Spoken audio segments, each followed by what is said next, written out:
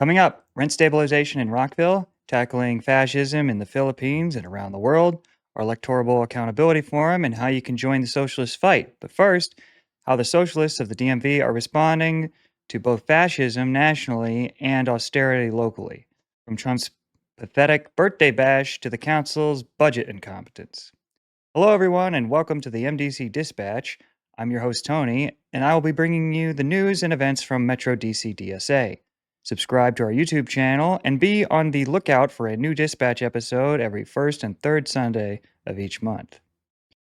We're involved in so many fights in the heart of the U.S. empire that it feels a bit like WrestleMania. But we've got to stay alert to Trump's draconian brutality and the DC Council's fecklessness. And so, this coming Wednesday, Metro DC DSA and our allies are hosting a big rally at the Wilson Building to tell the council to stand up for workers, tenants, and all DC residents in the budget fight. This rally is on Wednesday, June 18th at 8:30 a.m. at 1350 Pennsylvania Avenue Northwest, and it's picking up after over 2 weeks of socialists and allies urging the council to reject Mayor Bowser's unconscionable budget proposal. Make sure to RSVP at the link in the show notes. Here's a little more context for you on the dangerous and austere budget proposed by the mayor. It would slash Medicaid for over 25,000 DC residents, slash healthcare alliance for almost 30,000 low-income immigrants,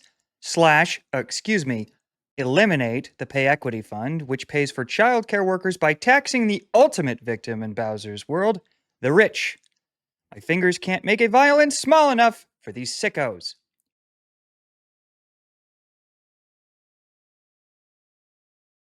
Other injuries from this budget include cuts to universal paid leave, including medical and family, almost complete elimination of emergency rental relief, and to no one's surprise, it'll hamstring TOPA, the Tenants' Opportunity to Purchase Act, and eviction rights. Oh yeah, it would also fully end DC's sanctuary city status, meaning our police would be enabled and empowered to cooperate with ICE. Finally, the cherry on top, the budget calls for a repeal, not a pause, which has already happened, but a full repeal of Initiative 82. This was the ballot proposal that received just shy of 3/4 of DC's voter support and would increase wages for DC's tipped workers. In terms of pushback, we have got some left allies, but their block has been disappointing so far. Council members Lewis George, Parker, and Nadeau have expressed strong opposition to this economic disaster in the making of a budget. That's comforting, but council members Henderson, Allen, and White betrayed the democratic will of the voters by voting last week to pause the rollout of Initiative 82. It's looking like it's on us to pressure them into an aligned force to protect DC's lifeblood: workers, renters, and immigrants. That's why we rally, and that's how we stave off the right-wing assault. While this is all going down in the district, the national backdrop is continued fascist rule from the federal government. But the resistance is alive and well. You heard in our special edition coverage about Los Angeles' strong show of resistance to Trump-backed ICE raids and terrorization of migrant communities by ICE, LAPD, Marines, and the National Guard.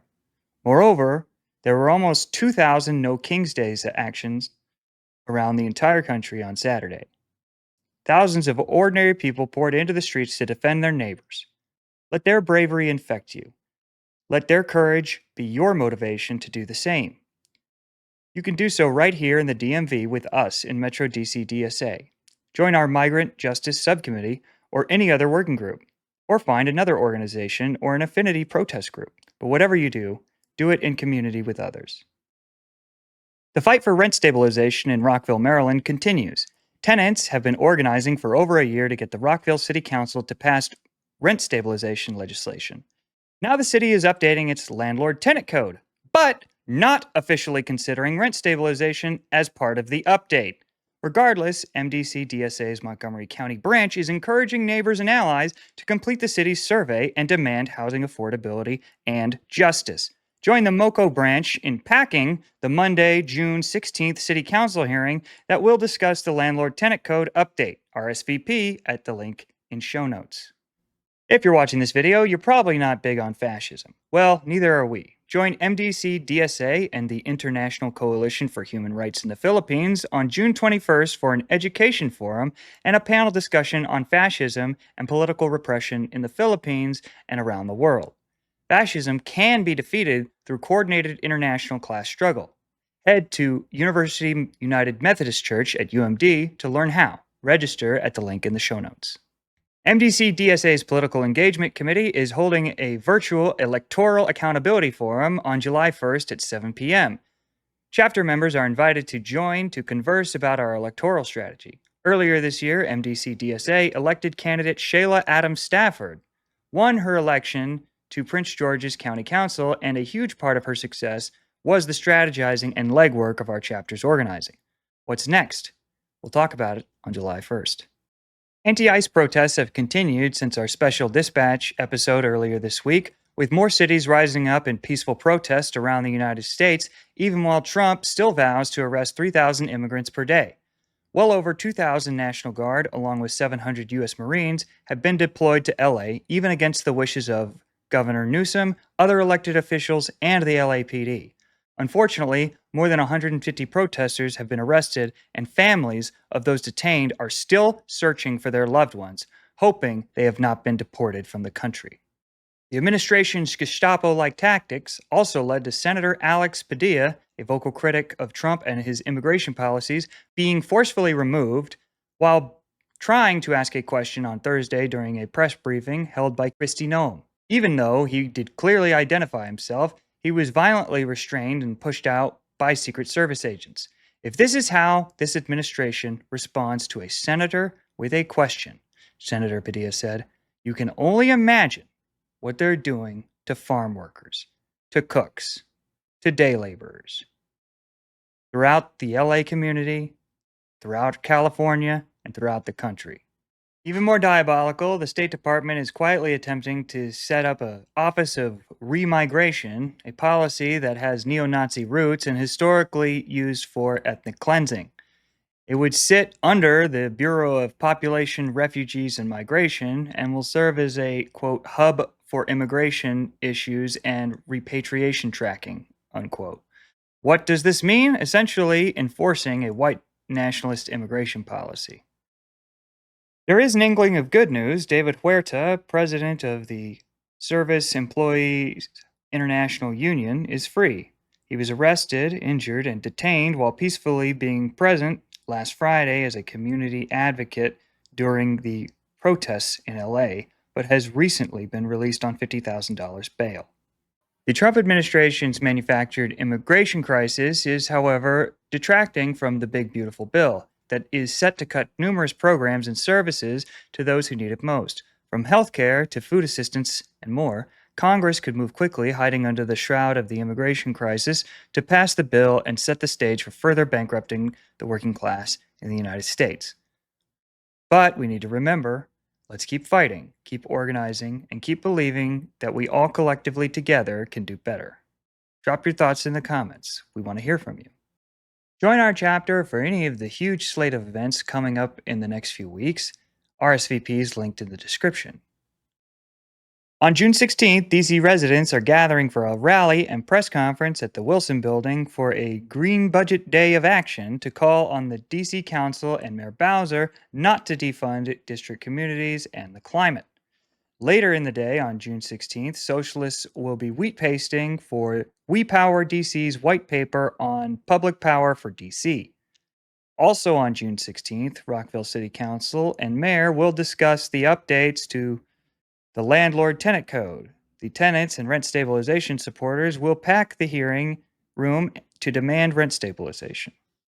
June 17th, We Power DC and Chesapeake Climate Action Network are calling for speakers to testify at a community hearing against Project Pipes, a new methane project from Washington Gas. June 18th, Metro DC DSA is calling for DC workers, activists, tenants, progressives, and socialists to rally in front of the Wilson Building to demand a budget for workers, not owners. On June 21st, the DMV chapter of the International Coalition for Human Rights in the Philippines and Metro DC DSA will hold an educational forum and panel on fascism and political repression in the Philippines and worldwide. June 22nd, Metro DC DSA's Internationalism Working Group is holding the third session of the 6-week Beyond the Bombs Anti-Imperialist Summer School teach-in series with a session titled U.S. Aid, NED, and the NGO Industrial Complex. On July 1st, MDC DSA's Political Engagement Committee is holding a forum on electoral accountability, details to come. More than just DSA is hosting events in the coming weeks, so are many other groups. Here are a few other upcoming events. June 16th, Professor Lori King of Georgetown University is leading a discussion to follow a screening of the documentary The Palestine Exception. On June 18th, the Way Home Coalition is rallying in front of the Wilson Building to demand investment in solutions to end chronic homelessness.